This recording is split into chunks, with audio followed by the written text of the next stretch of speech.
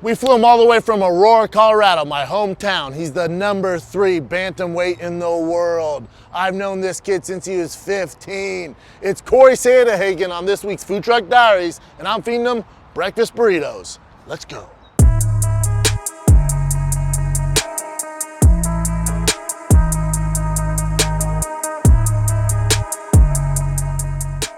Cory Sandhagen. What's up? What's going on, brother? Not much. How are you? Coming off a big win. Big win. Making the rounds media-wise. Yeah. Becoming a pretty popular face these days.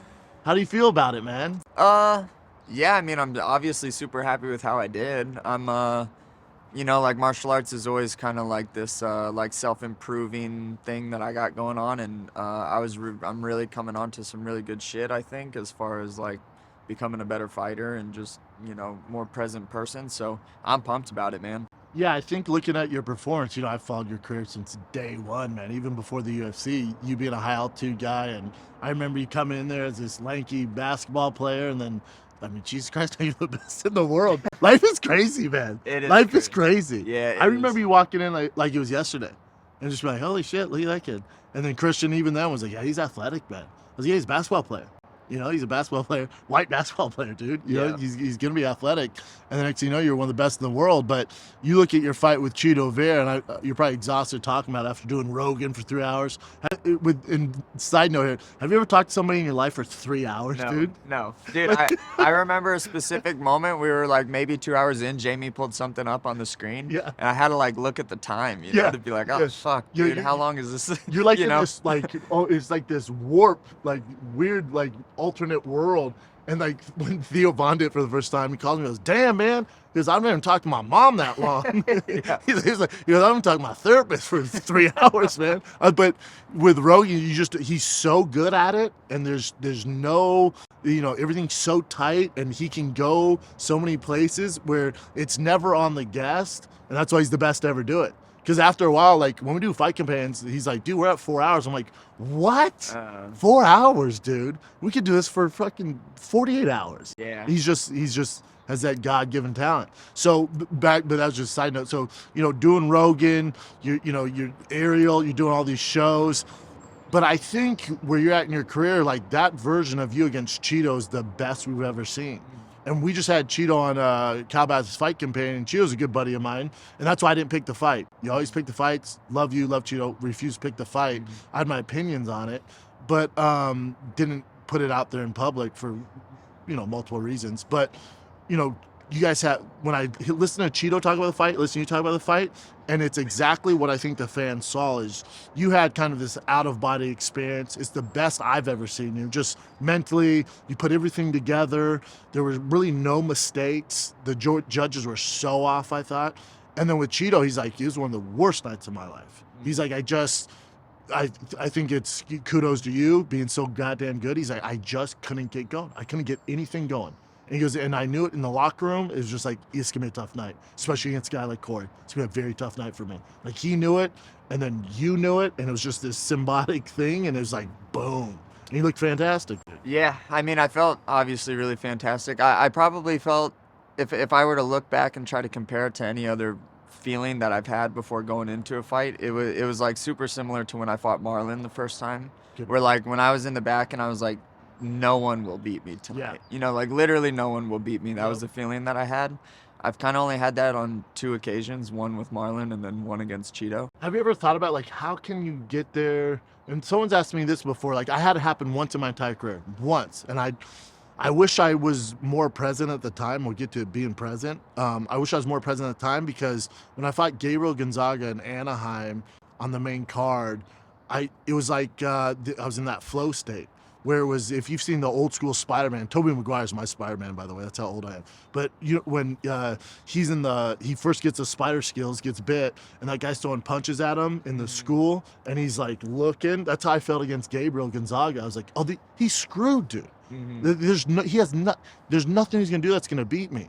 And I wish at the time I was young and inexperienced, I wish I would have made note of like what got me there. How did you get to that mental space? So and I know you're a real cerebral guy. Do you think about that? Like, how can you get to that space, against Marlon Moraes, or how you get to that space against, that Chito Vera? Like, how can you do that every time? Yes, and I think that that's like a really important thing that you're saying too, is because I think that there's reasons for absolutely everything when you're like in pursuit of performing at a super optimal level.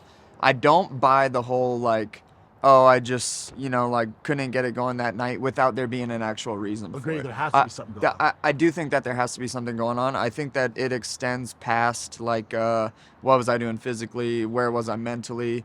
Because I think Chito even was saying like physically he just couldn't get going, but his mind and he was ready to go or His whatever. heart was in it. But Yeah. physically he couldn't get going. Yeah. I think that physically I've learned how to peak super properly. Like that will almost never I feel like be an issue for me because I figured that piece out. The camps, you're talking about physical training, making sure your body's not worn down. Making sure it's not worn Yeah. down, making sure that I'm doing the weight cut correctly, Yeah. putting the weight back on correctly. Those are like the physical piece is easy because it's like I did this. That's black and white. Right? That's pretty black Yeah. and white. The mental side is where we don't have a scale for those types of things because it's a lot harder to there is no like you step on the scale, there's a number, okay, I'm losing weight. There isn't that with the brain. Yeah, mentally, I'm a 9. Yeah. Yeah. But to your point, there has to be something, because when you look at, like, I always look at the guys at the tip of the spear, like a Tiger Woods in his prime, which is a golf is super mental game. You look at like Michael Phelps, like, hold on, you're telling me that he was able to achieve that flow state every time he jumped in that water? Mhm. Like, he never had an off day. There has to be something there. If he can do it, Tiger can do it. If Jordan can do it, they're human. That means there's some sort of formula here that we can figure out. There is, I think. I think that What like if you're like, and I have it for $9.99? yeah. That'd be so sick. That That would hell be yeah, sick. dude. I'm Get your money. on my way, and it's gonna be a lot more than $9.99. Dude, But, if you figure it out, it's hell yeah, I it's gonna be a mean, lot man, more. I take notes like on almost everything. That's where I think that I kind of like separate myself a little bit from maybe the pack. Is I'm really really organized in the way that I do almost everything as far as like fighting goes. But anyways, to touch on the subject, there is no like mental scale for anything other than like, oh, how am I feeling? And I don't really think that a lot of people are capable, one, of checking in with themselves and giving themselves like a really honest answer for a number of reasons.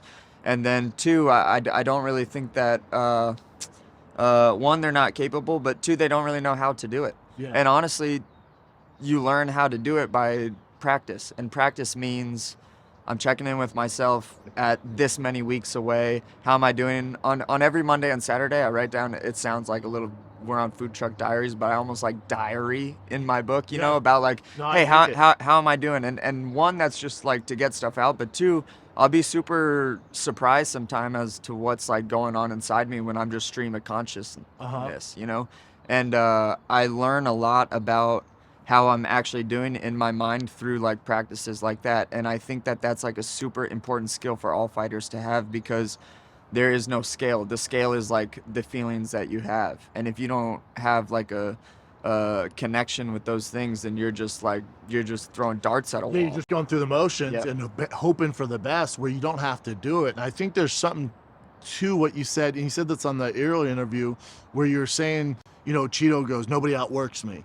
And I've always been, and that's a common theme in all professional sports, especially in the UFC, going, nobody outworks me, I'm the hardest worker. When I was fighting, I would say that. Everyone said that back when I was fighting. But also, and a lot of people say it now, but you got to assume, dude, like, in order to get to the UFC, we're all working at the same level. Mhm. Like, some people do it a little different, but in order to achieve, to be a professional fighter in the UFC, the biggest organization in the world, I assume that is day one shit, man, that you're working hard. Mhm. So when guys go, no one outworks me, it's like, how do you know? Yeah. But I assume we're all working pretty fucking hard because we're at the UFC. It's like in the NFL, you never hear somebody say that. Tom Brady goes, I think I'm gonna win the game. I just outwork Yeah. Lamar Jackson. Yeah, It's like, yeah. well, what? No, you all work fucking hard, dude. You're professionals. Yeah. But so I think what, again, to your point, and you alluded to this, is what separates you kind of from the pack is you are such a cerebral, kind of, it's almost like you have this science behind it. Where a lot of guys, and it's nobody's fault, it's just the nature of the game, where it's just like, I show up, I fight, dude. It's like, no, I get it, but there's a professional approach here that other athletes are taking. Yeah, definitely. I think that I take responsibility for every single piece of my camp. You know, like my coaches who are Christian Allen, Carrington Banks, and Ryan Hall now. Um, I don't really like. I ask them for guidance, but they're not like being like, "Hey, do this at this time, this at this time." And I think that a lot of people have that relationship with their coach where they're being told what to do, they're acting out these things, and then like they kind of just put all of their trust in that. I do put my trust in these guys, that's why I have them around, but I'm the quarterback in this entire Correct. situation. So if there's anything that goes wrong, it was my responsibility for not seeing it early. And Yep. that approach, I think, is one that, I mean, you get with age, you get with Experience, experience. yeah, Yep. man. Because you can't do that if you're inexperienced, No. right? Like you need to be told what to do until you start like learning the rules, and then once you get into the rules, you can start deciding which path you want to take Correct. inside of the rules. But that's just where I am as a fighter right now, and I do that really well, and that's where I think I separate myself, is just being able to think really critically. I don't think a lot of people are like taught to think really critically, and that has nothing to do, like, I don't want to come off like I'm this righteous smart guy, blah. No, Like that's different. yeah, everyone's different, but I also would argue that I wasn't always really like that either. This is like You have to work at it. I had to work at it, and I had to learn how to be like, okay, that's gonna fit in my game, that's not gonna fit in my game, this is worth X amount of hours, this is worth Y amount of hours. And those are just things that, like, I'm not smart enough to figure out outside of me just putting a lot of attention and a lot of thoughtfulness into it. That's because you know yourself best. Hmm. But you're one of the first guys to kind of talk about this. But even before you, a guy who kind of approached it very similar to you is George St. Pierre. Mm. Let's take a little break here, chat with my boy Cory, number 3 bantamweight in the world, because this episode of the Food Truck Diaries is brought to you by BetterHelp. Because getting to know yourself can be a lifelong process, especially because we're always growing, always changing. All right, what were you telling yourself a few years ago? Are you speaking different to yourself? Did you get some help? Listen to your friends? Therapy is all about deepening your self-awareness and understanding, because sometimes we don't know what we want and why we react the way we do until we talk through things with a professional. That's where my friends at BetterHelp connect you with a licensed therapist who can take you on that journey of self-discovery from wherever you are. All right? If you're thinking of starting therapy, give BetterHelp a try today. It's entirely online, designed to be convenient, flexible, and suited to your schedule. Just fill out a brief questionnaire, get matched with a licensed therapist, and switch therapists anytime you want. No additional charge. Discover your potential with BetterHelp. Visit betterhelp.com/Schaub, SCHAUB, today to get 10% off your first month. That's betterhelp.com/Schaub. This episode of Food Truck Diaries with Cory Sandhagen is also brought to you by the one, the only, the old faithful Onnit. I'm a busy dude, and that's by design. I got a lot on my plate, so I need all the help I can get. That's why I rely on the number 1 nootropic on the planet. I'm talking about Alpha Brain. Now, there's the basic Alpha Brain for the common folk out there. They've sold over 1 million bottles nationwide. But what you know about Alpha Brain Black? That's the highly concentrated, double the dosage, ultimate nootropic on the planet. That's what your boy uses here. I swear by Alpha Brain Black for everything. Stand-up, freaking whatever it is, podcasting, just being around the family. I want to have my brain a booming. Aids in mental processing. It's caffeine free, helps get to that flow state. Onnit also offers a variety of Alpha Brain, whether you're doing Alpha Brain Instant. They have the instant shot. They have the little 8-ounce pack. You drop in 8 ounces of water, and you're just in that flow state. But they also offer kettlebells, equipment gear, steel club maces, sandbags, yoga mats, and you need better nutrition, say less. Onnit has protein powders, warrior bars, creatine, fish oil, krill oil. We got it all. So get your thick ass in shape. Go to onnit.com/Schaub. You get 10% off everything. All the Alpha Brains, including the black label, including the Alpha Brain Instant, including the Alpha Brain Shot. We got it all. 10% off onnit.com/Schaub. Now let's get back to the program.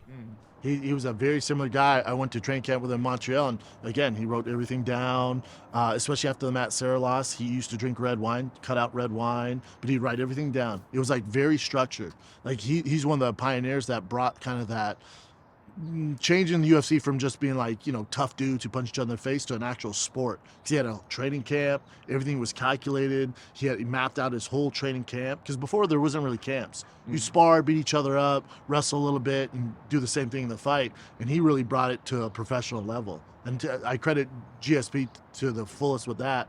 And you're kind of an extension of that. You know, GSP has, you know, ties to Denver, and he was at Grudge, and Christian Allen worked with him a ton, and they started bowling. So, you know, GSP, he rubbed off on everybody there. Now he's rubbing off, I think, worldwide. But I think you really embody what GSP was kind of representing, man. But no one's, to me, what's crazy is I don't hear anybody else, but you talk like this. Yeah. Everyone else just kind of like, you know, same thing.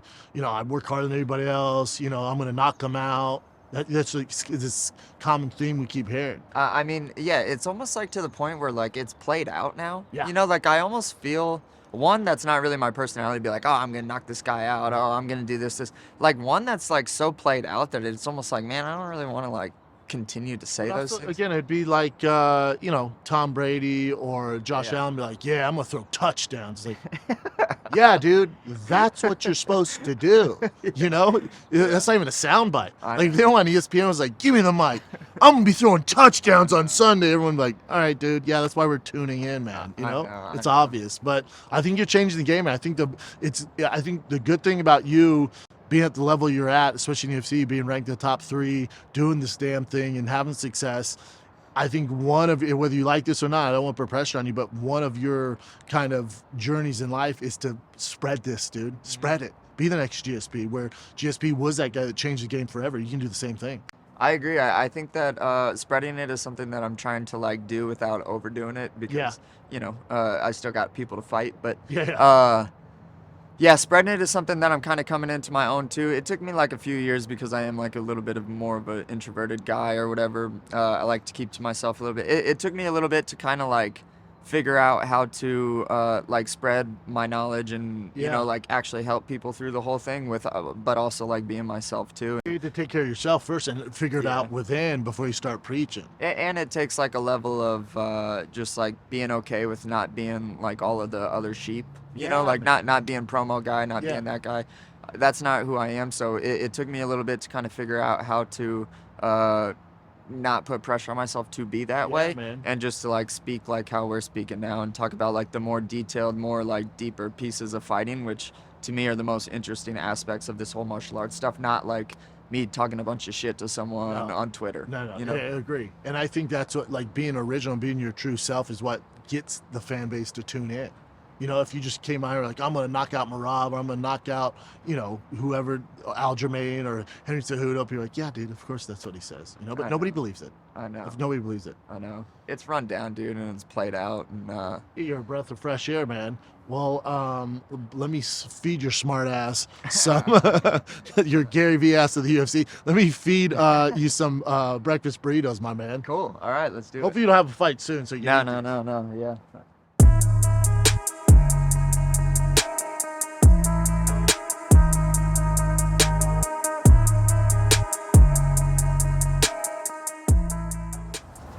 I'll do a Southwest chicken wrap, please. Beautiful. Spicy or regular? I'll do a spicy. Let's do it. What do you like better, the breakfast burrito or that crispy Nashville one? The Nashville, sure. Let's do that. All right, cool. Might as well flex a little bit. Let's do it. Came in as an underdog, but now I'm on my way. Stayed up every single night and hustled every day. I've been going so hard. Now I'm on my way. Like, oh my God. Let's do it, my man. All right. You decided to go on the lighter end because you said, so since, what, about 2 weeks from your fight? Or 2 weeks out? Yeah, 2 weeks. 2 weeks post Chito fight? You've been going ham on in the pain on the diet? So it's pretty like standard for me. Like I said, I take notes or like I realize things. But dude, for like 10 days after a fight, I'm a bottomless pit until my weight gets back to like kind of like homeostasis, and then I like can start to eat a little bit healthier. But for the first 10 days, it's like a fuck. I think it's good to get out of your system though. I do because then too. you're like, this is why I don't eat like this. I feel awful. I think your body needs it. Yeah, I think the body needs all because you've been depleting all the nutrients. And you'll get up to how big before you're like, you know, I don't want to look like Brendan Fraser from The Whale. I know when I'm a little bit above 160, and that's about when I'll start to call it.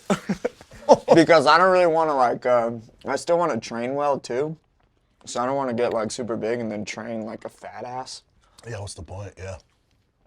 And I feel like that's how people get hurt too. 100%. Yeah. Yeah, And then so- all that weight, that extra weight on your body and trying to move. And then if you get too heavy, you know, and guys like Patty Puma talk about like, and my boy Mark Muniz do this, and then your camp is basically cutting weight, not even focusing on the fight. Yeah. Like, it's a disaster. Man. Yeah. Disaster. And I already have to be like pretty much super strict for the whole entire camp anyways. So. Yeah.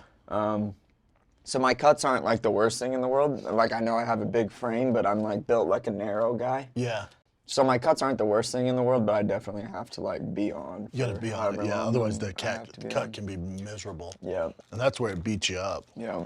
So for you, what like timeline, that bantamweight division you're in, it's a little complicated at the top. You're ranked 3. You got Sugar ranked above you. You got Merab ranked above you, and then obviously Aljamain and then Cejudo are fighting. So it gets a little clouded up there, right? And that I know after the fight you called out Merab, which I thought was gutsy as shit, just because no one's really calling him out. Like it's weird for guys to call out that type of fighter, especially coming off that win against Peter Yan. And when you did it, and this is the manager side of me, like, why wouldn't he call it Sugar, man? That's the fight. Like, stylistically, it's an easier fight for him. You know, Sugar's the bigger name. So the manager of me was like, dude, he messed up. And I know Chael Sonnen said the same thing. So me and Chael, I think similar when it comes to that business side of things. But then when I heard you explain, like, nah, man, that's not, like, it would make sense that people think I'd call him out because he's the bigger name, he's a more popular guy. But the toughest fight and why I got into the UFC is to call out the Merabs of the world. Like, that's what I'm going for. When I heard that, I'm like, yeah, that makes sense. Yeah, I would say that one thing that I've been able to do fairly well in my career is like think a couple of years ahead, you know? I don't want to like just attack the like more popular shiny toy or whatever, you know, and have that be the fight. Me and Sean will fight one day, you know, like that's definitely, probably in the next year too. Agreed. Like we will definitely fight. So that fight will happen when it happens. But for me, I want to fight these like really tough wrestler guys before I get the belt. Yeah. I don't want to like have the belt and then not have any confidence in fighting that type of person. Like and that's just like long vision stuff. Yeah. You know, like when you're building up a fighter, because I do some coaching now, you like give them certain challenges at certain times. Like you don't just overwhelm them right off the bat with giving them like a super tough matchup that's not going to be favorable for them. You give them fights at the right time so that they can really like different challenges. Yeah, different challenges. Boxing has done it for years, but Yeah. for whatever reason, mixed martial arts, and thank God, you know, and they're starting to move towards that direction. But yeah, in boxing, like, you know, a guy'd be like 10-0, like, all right, we're gonna give you a tough guy. You're not gonna be able to get out in the first 3 rounds, and he's southpaw. So you can see a southpaw, you get a little bit of danger, but you should be able to beat him. But in MMA, it's a little different, man. It is a little bit different, but everyone just wants to be and it's another one of those things that's just so played out to me. It's like everyone is super, and me included before, everyone is super hyper focused on like, how do I get the belt and what's the easiest route to the belt? Because like you make, you know, maybe $100,000, a couple $100,000 more if you're the title holder. Yeah. Maybe more for some of those guys, but for me, man, it's like, okay, so I want to win the belt. What do I need to do before that happens so that when I do get the belt, I can hold on to that thing for a really long time? And that's fighting a super good wrestler. Like there's that piece of it. There's like me wanting to challenge myself before I even get to the belt. But then too, like I was talking to Ryan Hall about this, who's like a really fun guy to talk to just about life and martial arts in general. Super smart and like really thoughtful, has thought of everything that I've ever thought of before, you know? I feel like, maybe not, but. I know where you're going. So with Merab, it's like the challenge there, you know, when it comes to the ground, especially with a guy like Ryan Hall, you know, it's the ground game there is going to be key. It's going to be a key piece for you. That's a key piece. Also, I would say the reason that I want to fight a Merab instead of like an O'Malley too is I don't want to be the champ if I'm not the actual best in the world.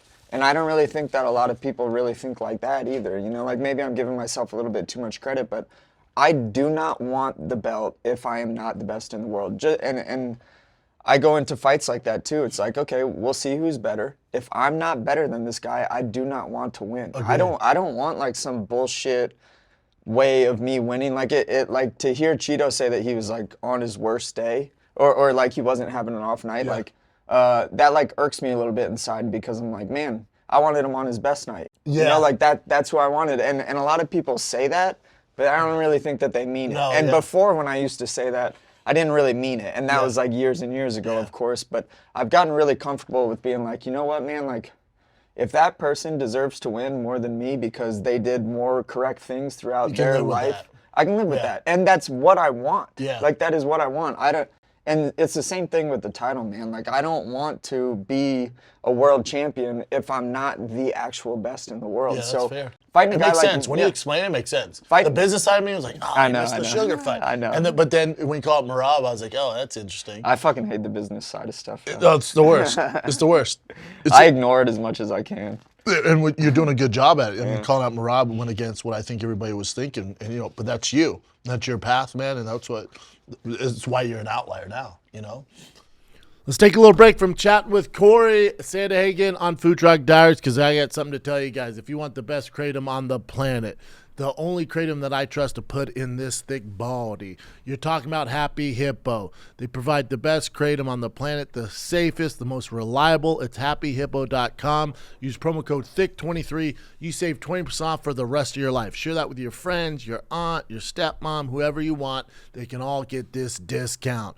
And you can get your kratom in a variety of forms. You can get the instant shot, which I use. I use the sour apple or butterscotch. You can do pills. You can do powders, gummies. However you want to get your kratom, you do it at Happy Hippo. It's happyhippo.com. Promo code THICC23. Thick with 3 C's, 23, 20% off. You're welcome. Let's get back to the program. And when you look at, again, when you look at the division, it's like you have Cejudo, Aljamain, which we can get into after this, but with Marab, you know, you called him out. He was down for it. And then we haven't heard much since, you know, and then there was some speculation that he might go to a different direction. Have you heard that? But so- even that hasn't got legs. So it's like, I don't know what the hell's going to happen. So that's like another thing too that I think a lot of people don't really realize also is that behind the scenes there's like a ton of things already in motion. Correct. So like I'm not gonna call out Sean O'Malley because I'm pretty sure there was like a lot of whispers that he was gonna be the guy that fights the winner of Cejudo and Sterling. He came out and said it too. for sure, He was like, you know? guarantee me that. So you're like, all right, well, it makes no sense for him to call him out. Exactly. And I know that that's like always destined to change, and I definitely could have like tried to push the UFC in a direction that I wanted to go in and not the one that he wanted to go in, and that's a piece of it too. But apparently I was hearing, you know, Umar came out and said that him and Marab were supposed to fight. Which doesn't make too much sense to me. I mean, good fight, but for Umar, it's like, was he 15? 13? yeah, something like that, Something like yeah. that. But either way, nowhere near in the top 5. Doesn't make a ton of sense to me. Yeah, me neither really, but I understand, you know, like he's done well in his UFC career so far, but and I'm not one of those guys that's like, or not too much of one of those guys. I do think that there should be some type of There should be some like sort of rules, you know, has like to- hey, like fight, There has you to fight here, but yeah, there has to be that going on, of course. Just to make it fair, you know, just because that's like a piece of, you know, that's like justice, but, you know, like, fuck. That's how We did- sports yeah, should yeah. work. Yeah, dude. we gotta have. Yeah, you can't have a team go 0-16 in the NFL and be like, I still think they should make the playoffs. Like, Yeah. well, no, they didn't get there though, dude. Yeah. You know, but also for the fan base, we need some sort of structure we can follow. That's even with like, you know, Izzy coming off one of the, you know, the biggest win of his career against Alex Pereira.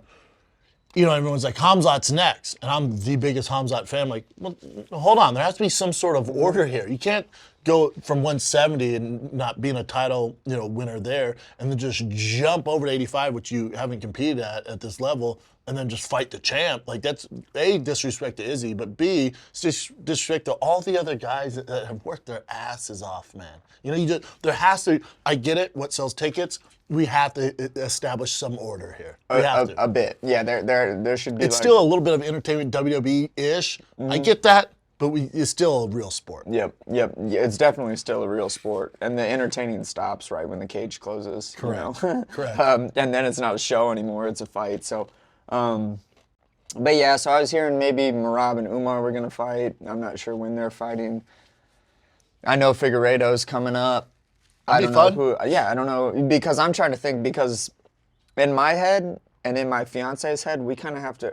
If I want to fight before September 1st, which is when I'm supposed to get married, it's kind of got to happen in like July or August, you know. So yeah, so they would need to figure it out. So they were fairly gonna soon. like, They gotta so- get on it. So I'm meeting with them in a couple weeks, so I'll kind of like pick their brains then and see what Some they're good saying, man. I mean, Figueiredo's huge name. That'd be a great main fight, especially while the rest of the division figures out you with the the Cejudo and Aljamain, and then you got Merab, then you got Sugar doing his thing for you. Like that Figueiredo fight would be huge, and then the Peter Yan doesn't make too much sense for you at all at this point. Him coming off a loss and what you're doing. And then also, I think Rob Font, Peter Yan makes a lot more sense, or even Chito, Peter Yan. But there's so many directions they can go.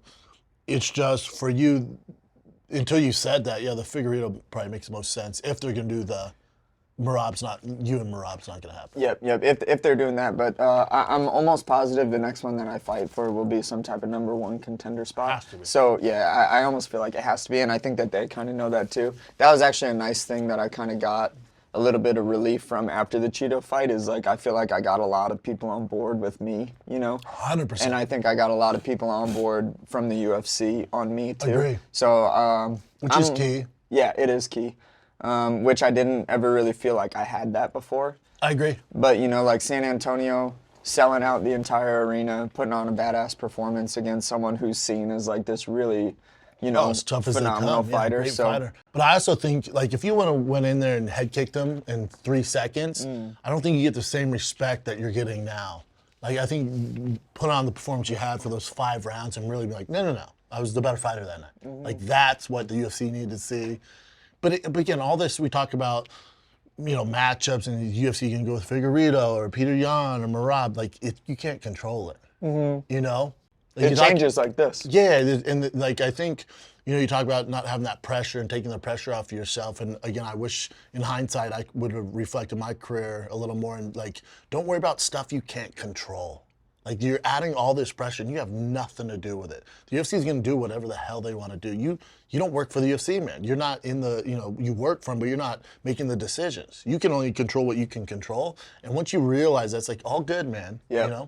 It's all good. Because, I mean, just being a fighter in the sport, man, like, one of the more stressful pieces is the in-between time when you don't really know who you're fighting, when you're fighting, what type of matchup they're going to give you. It is, and it's, like, super stressful, and it's, like, that's, like, a thing to deal with in its own. But I also feel like I'm at a very good point in my skills where I feel super comfortable taking any challenge at this you're point there. with where I am. Yeah. Yeah, so at this point, it's like, okay, before it was like, hey, let's take this fight at this time, let's take this fight. At this point, it's like, no, like, I'm ready to be champ, and I actually feel like I mean that as far as, like, where my skills are, where my head is, Yes. where my spirit is, that's where I am now. So at this point, it's like, yeah, whatever challenge. So I'm not stressing too much about, like, who am I getting next, but I almost am certain it's going to be for a #1 contender spot. It would have to be, especially So, yeah. being ranked #3.